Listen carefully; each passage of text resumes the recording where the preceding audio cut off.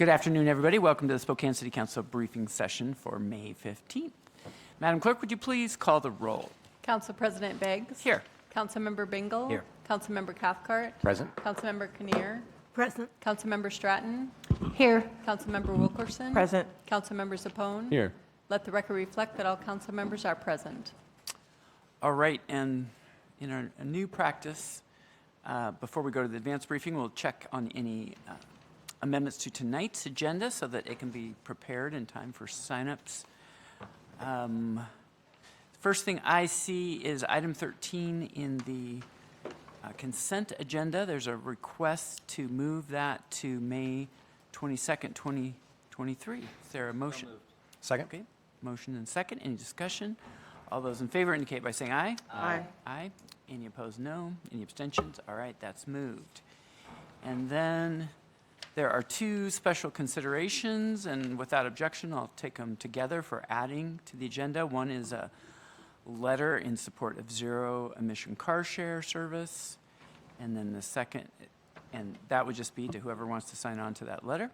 And then the second is the report on Mr. Hansen's revised ballot measure that he is bringing forward for the report that we get from the clerk. Is there a motion to add those two to tonight's agenda? Second. All right, moved and second. Any discussion? All those in favor of adding those measures indicate by saying aye. Aye. Aye. Any opposed, no. Any abstentions? Those are added.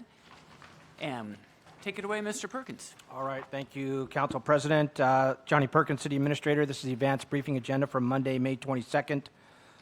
Items 1 and 2 on our consent agenda. Item 1 is the purchase from Contract Design Associates for the Community Housing and Human Services Department. And item 2 is the 2023 Annual Action Plan component of the Consolidated Plan for Community Development Program as required by the Department of Housing and Urban Development. Our presenter on both items 1 and 2 is Jen Saracides. Hi there. Thank you. Today I am going to be covering item number 1, and then I'm going to ask Christy to come up and help me with item number 2.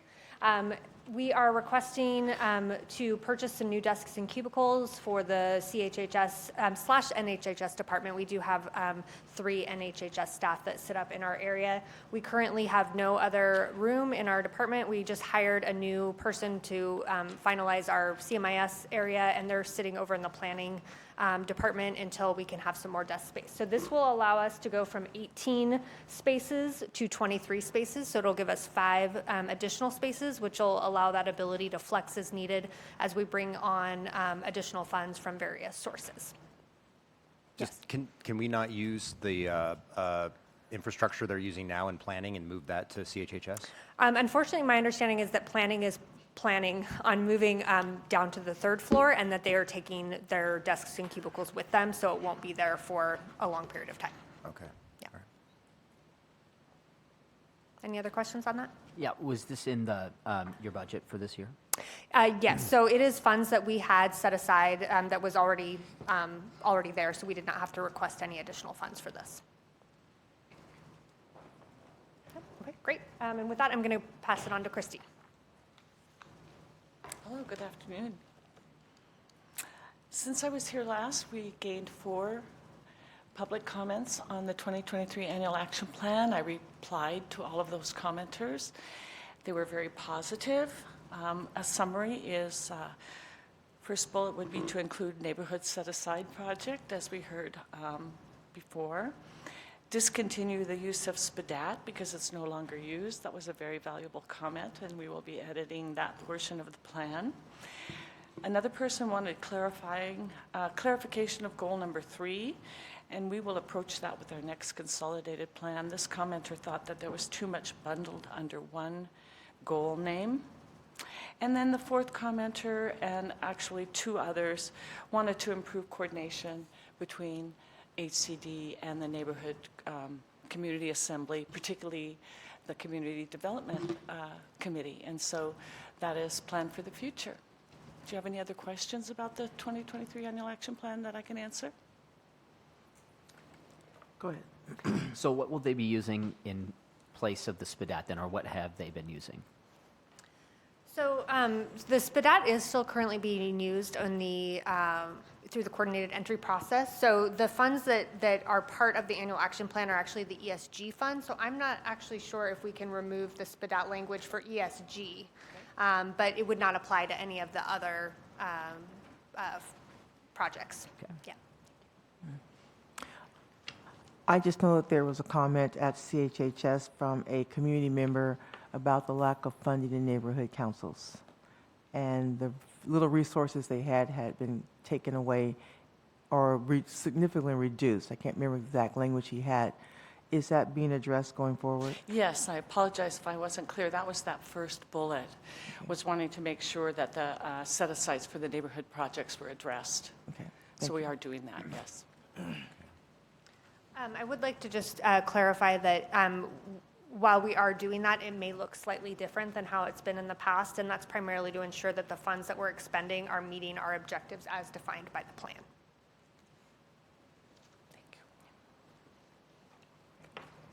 Thank you. Thanks. Items 3, 4, and 5 are all projects involving low bids. Item 3 is for the Garland Avenue Pathway and Shaw Middle School project. Item 4 is for residential grind and overlay projects. And item 5 is for paving of unpaved streets. Our presenter is Dan Buller. Good afternoon. I need to request again deferral of item 3, the Garland Pathway project.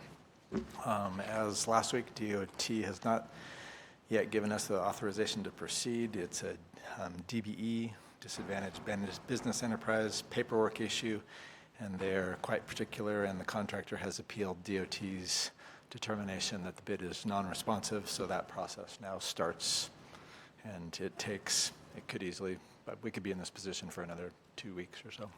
What date would you like it deferred to? Next week, please. Okay. Is there a motion to defer to next week? Second? Any discussion?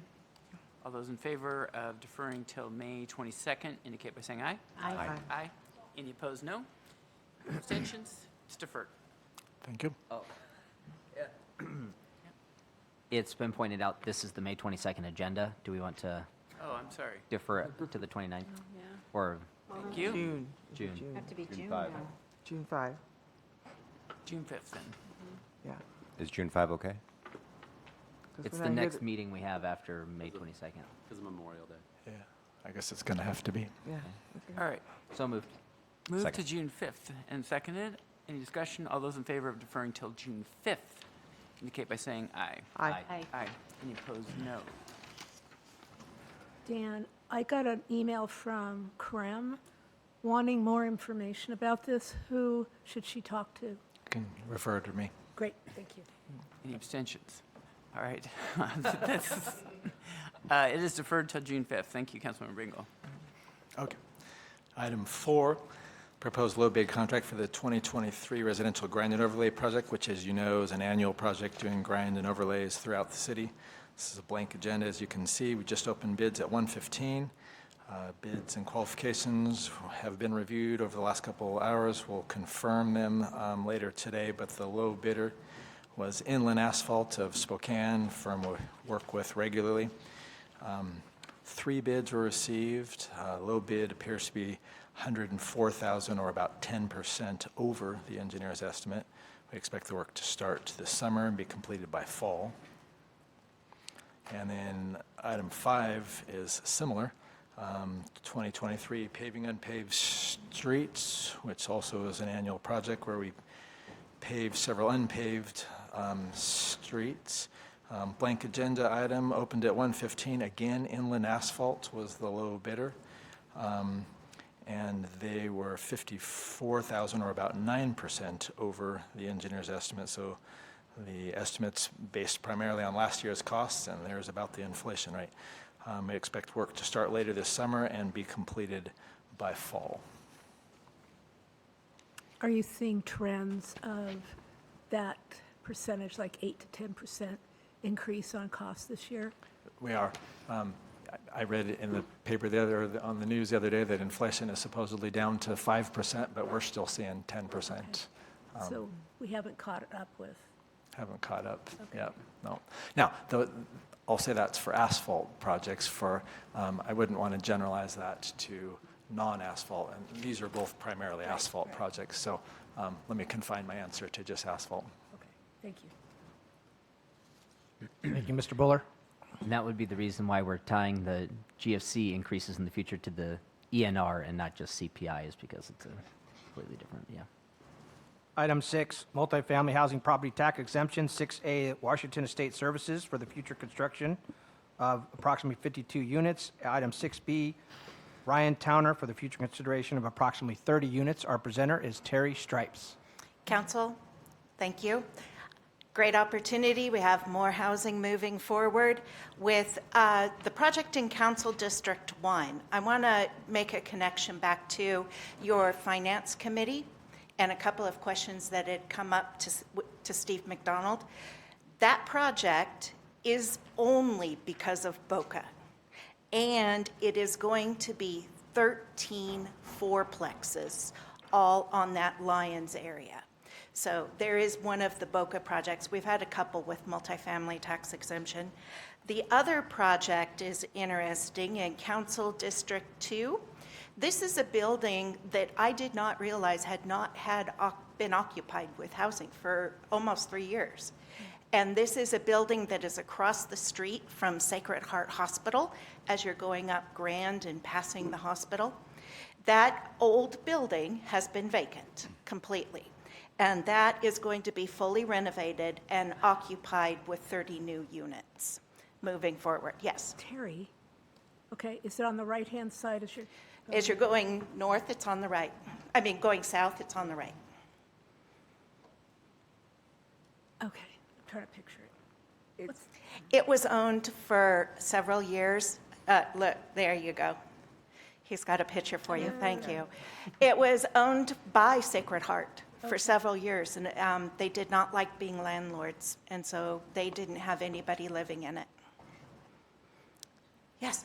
Is this building primarily going to be targeted towards nurses and, professionals there, or is it going to be, just your average resident? I am not certain. I know that they're looking at market rate rents. Okay.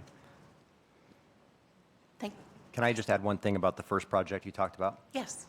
I had the opportunity to meet with those folks probably a year before BOCA, and I think the best we could have accommodated was around 15 or 16 units at the time. Now we have 52. And now it's up to that. And it will, I think, represent a substantial improvement to that area, which I don't live that far from. And so I'm actually really excited to see what they can do. Yeah. Yeah, it's in my neighborhood too. I like it. Yeah. Thank you. Thank you, Terry. Item 7, report of the mayor of pending 7A claims and payments of previously approved obligations, including those of Parks and Library. Those will be completed for the council consideration next Monday, May 22nd. Item 7B, payroll claims of previously approved obligations. That information will also be completed for council's consideration next Monday. Item 8, city council meeting minutes. That will be available for council to consider the agenda on Monday, May 22nd. Moving then to resolutions.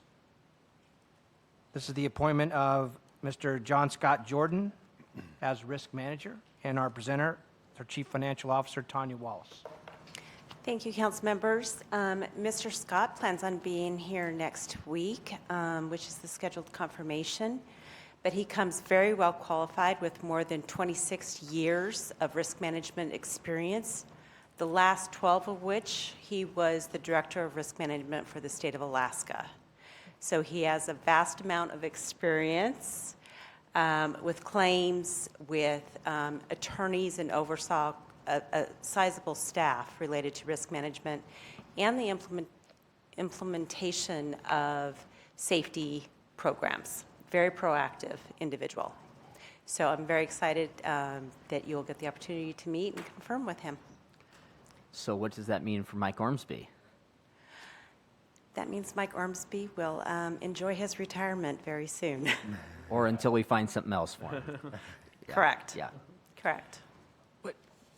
We typically have had someone else with another job fill this role in title, perhaps. Since we're going to have someone full-time on it, what's the interrelation? We have another contract, I forget what the name of the company that does some claims management for us. How is that going to change, if anything? Or what's this person going to be doing if we have them full-time, which I'm glad to have? Very good question, and you are correct. Historically, the city has actually had the responsibilities of risk management scattered a bit. Some of it supported in legal. There's still going to be legal involvement to a great extent. And then, yes, finance was involved to an extent. So was purchasing in actually helping to negotiate the insurance policies that we have on hand. So really, this position is now going to be the overseer of that full span of services. So their involvement, and I believe that's really a third-party administrator that handles the claims. At this point in time, I think it's too early to really determine how they're going to be involved and what that's going to look like until we get Mr. Jordan in place and he can really assess the overall program from soup to nuts. Great, thanks. Thank you, you. Tanya. Next resolution is approving a second amendment of a development agreement regarding the preliminary plat and plan unit development referred to as Beacon Hill. Back to present is Terry Stripes. Council, thank you. So I don't know how many of you who are outside of District 1 have actually seen the dirt moving up on Beacon Hill, but it is. And that development agreement will reach its expiration in September of 2023. So we're looking at a time-only extension of 3 years. So it will now expire in September of 2026. Is there a reason why we made it to 2023? Because if it was going to, because I thought last time we did this, we're like, nope, this after 30 years, we're going to get it. So I'm curious as to what the delay.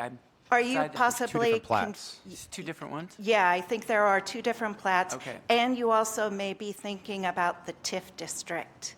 No, I was thinking about this. the development agreement last time, and maybe it was for a different I think it was. Okay. Yeah. Okay. This one was renewed in 18, I believe. Okay. Yeah. In 18. Okay. And I would you. encourage everybody, if you can get up there to take a look, it's awesome. So. Yeah, Councilmember Cathcart and I were up there on Friday taking a look at it, and it's super cool to see that area. Tons of space for development and housing, and it's not single-family housing. I mean, there's a lot of, 5-plexes, 4-plexes, things like that that are going to be going up there to get some things going, so. All right, and our final item for the advanced briefing on Monday, May 22nd is a first reading ordinance relating to minimum parking spaces required and bicycle parking amendments to the Spokane Municipal Code, and our presenter is Tyler Kimbrell. Thank you, council members. This was briefed to you last Monday, May 8th at Urban Experience. Again, this has been unanimously recommended by Plan Commission, and we've had extensive public outreach and public surveys, all in support of this code amendment. Any questions? This isn't the abolish parking minimums, it's just adjusting, right? It doesn't touch parking minimum, Okay. vehicle parking minimums. Okay. Only bikes. Okay, all right. Just trying to keep my seatmate calm. Thank you. Thank you, Tyler. All right, is there a motion to approve the advanced agenda as modified? So moved. Second. All right, any discussion? All those in favor indicate by saying aye. Aye. Any opposed by saying no? Any abstentions? All right, it is approved, and we have no executive session. So we'll see everyone back at 6 p.m. tonight. Golly. This is unprecedented. Right.